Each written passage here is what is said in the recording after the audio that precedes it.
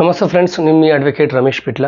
మనకి కొత్త క్రిమినల్ చట్టం అనేది అమల్లోకి వస్తుంది కాబట్టి ప్రతి ఒక్కరు కూడా ఒక బేసిక్ ఇన్ఫర్మేషన్ అనేది అందరికీ ఉండాలి. ఆ ఉద్దేశంతోనే ఈ వీడియోస్ చేయడం జరుగుతుంది, just to create an awareness about the bare act. So IPC మహిళలపైన ఎవరైనా సరే దౌర్జన్యానికి పాల్పడితే శిక్ష ఎలా ఉంటుందనే విషయం గురించి తెలుసుకుందాం.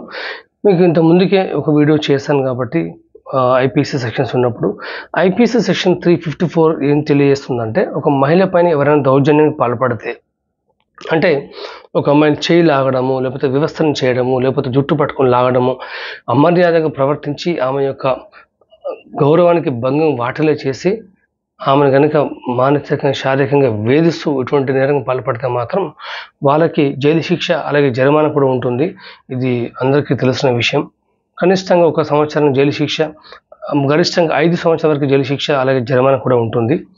సో ఈ బిఎన్ఎస్ సెక్షన్ వచ్చేసి సెక్షన్ 74 అనేది అసాల్ట్ ఆన్ ఉమెన్ మాడెస్టీ, అంటే మహిళపైన ఎవరైనా దౌర్జన్యానికి పాల్పడితే ఈ సెక్షన్ కింద కేసు పెట్టచ్చు. బిఎన్ఎస్ కొత్త సెక్షన్ వచ్చేసి బిఎన్ఎస్ 74.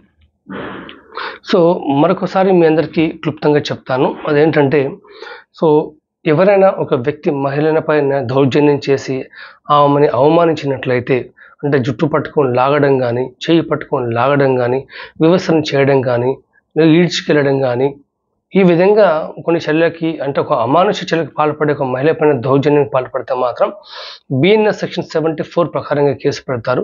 కనిష్టంగా 1 సంవత్సరం, గరిష్టంగా 5 సంవత్సరాల వరకు జైలు శిక్ష అలాగే జరిమానా కూడా ఉంటుంది.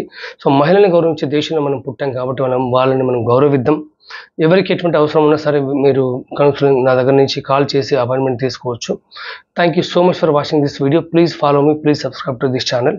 మీ advocate Ramesh Pitla. Thank you so much. Have a great day. Thank you.